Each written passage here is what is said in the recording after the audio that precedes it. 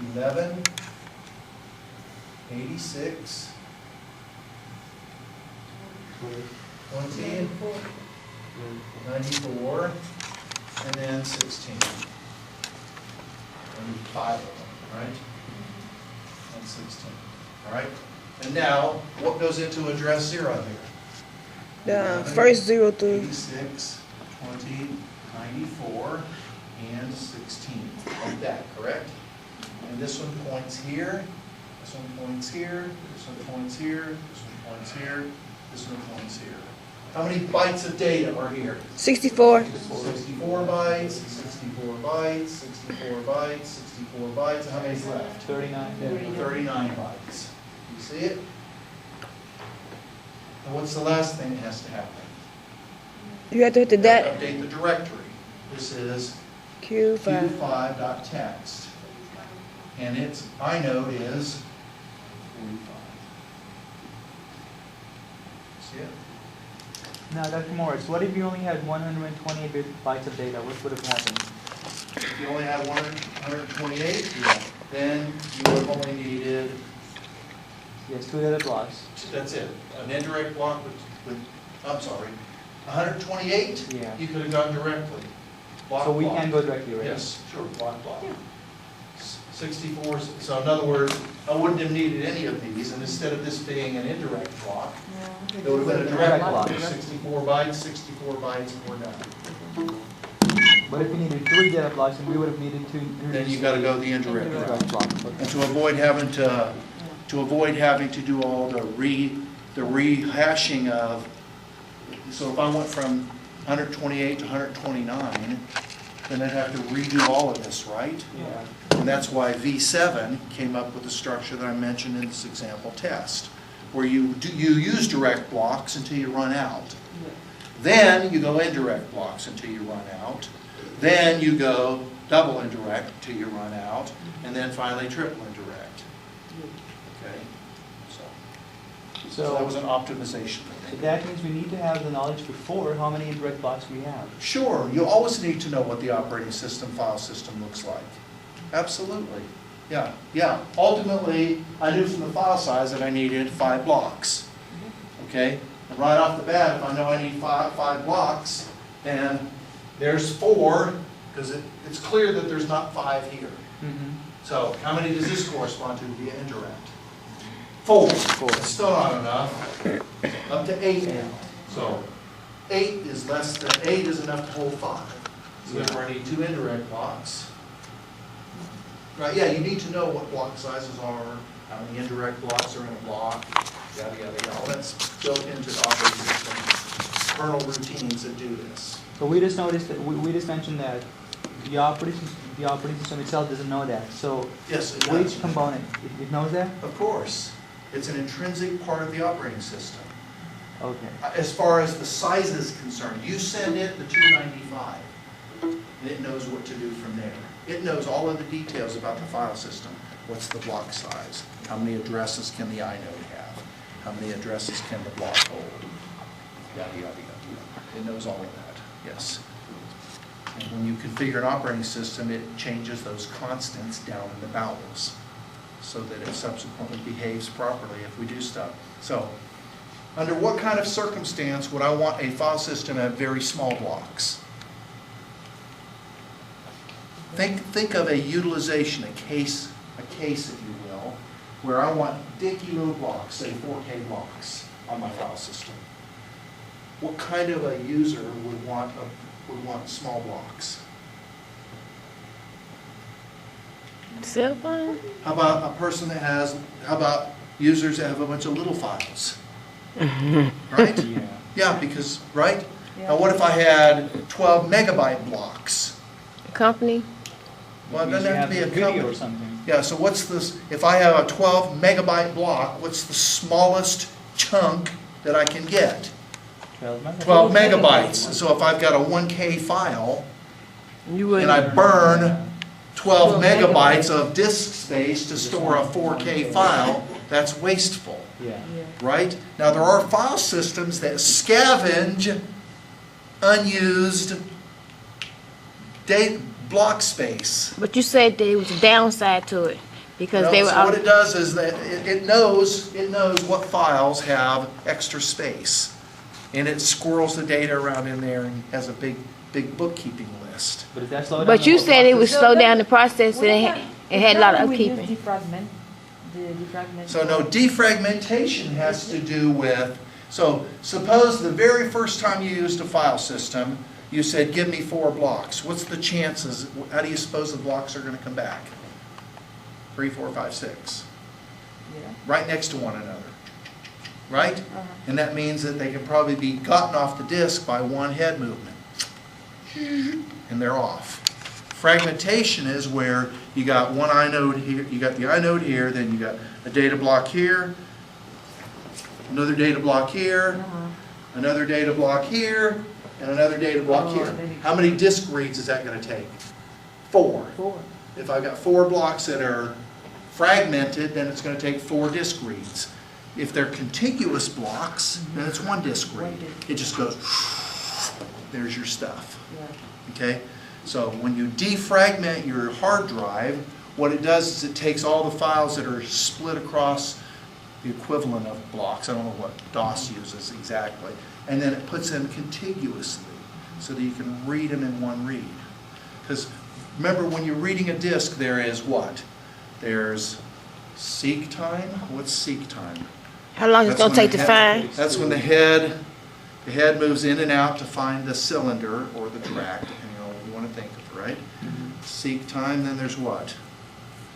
Then there's rotation time for it to rotate to the sector, right? And then there's transfer time for it to read off that sector, right? So you got a bunch of seeks, a bunch of rotates, and a bunch of transfers. If you get it contiguous, then there's a single seek, okay, one rotate, and then a continuous transfer. It just grabs all of them because they're right next to one another on the hard So drive. Doc, what about the directory? I thought the directory was for that, the fact of letting the system know where all the It does. This creates the illusion that this is an empty directory with a single file. In fact, where is this file? Where's the data? In fact, where's the data for this file located? in the virtual memory. No, it's located in blocks 11, Okay. 86, 20, 94, and 16. It's sprayed all over the hard drive. But it gives us the illusion that data is in 45. It gives the illusion that it's in that directory. If I walked into the directory, whatever this directory is, and I did You would think it was LS, there, yeah. it would show q5.txt. It appears to be there. If I did a cd ... and an ls, I wouldn't see it anymore. But in fact, it's not really hierarchically. So as an example, if I were to pull up inode 37, what is that? It's the inode of a directory. Agreed? Agreed. And so if I were to pull up the inode for 37, it might look like this. It might have up here, first of all, the type would be what? A directory. It would be a directory, right? Okay, and then what's it going to have down here? A bunch of addresses. What do those addresses point to? More The memory. data blocks containing the directory file. Right. Yes? So it might have A0, A1. It might have 99 and 307. Okay?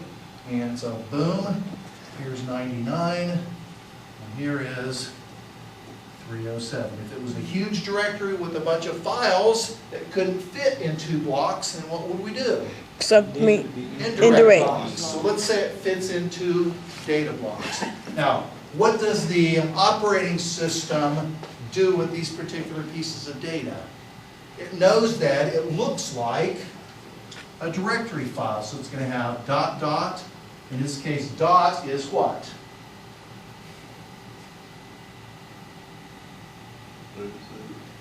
Right?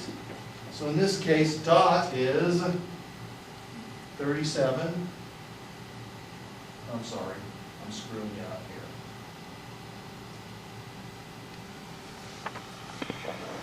Yes, that's correct, that's correct. 37 and ... is 12. And what else is going to be there?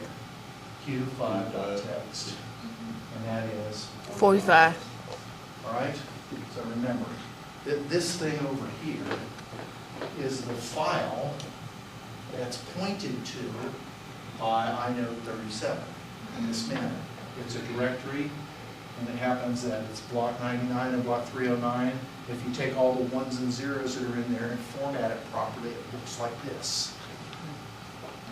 Is it clear? Mm-hmm.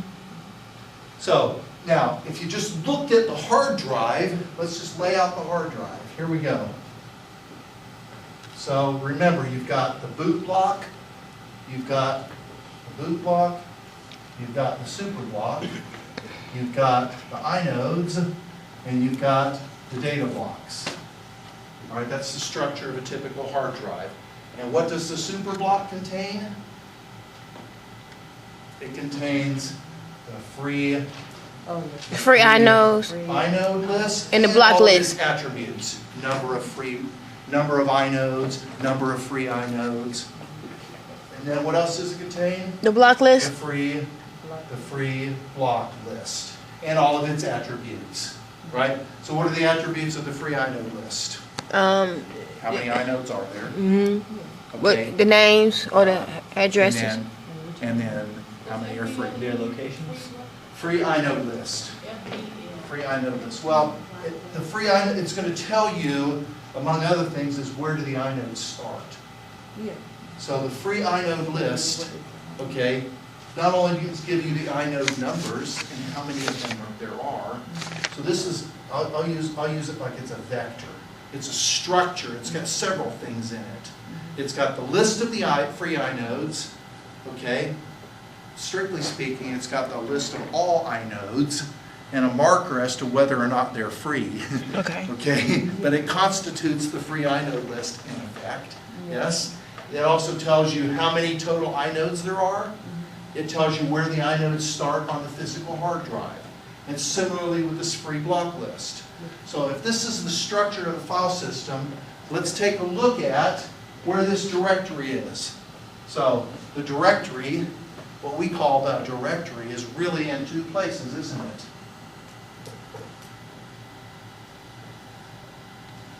First of all, the file that tells me about the directory is in inode 37. So right here is an inode number 37, correct? And then, good. And now, contained inside that directory is another inode, 45, isn't it? Mm-hmm. Doesn't look like it's inside 37 to me, right?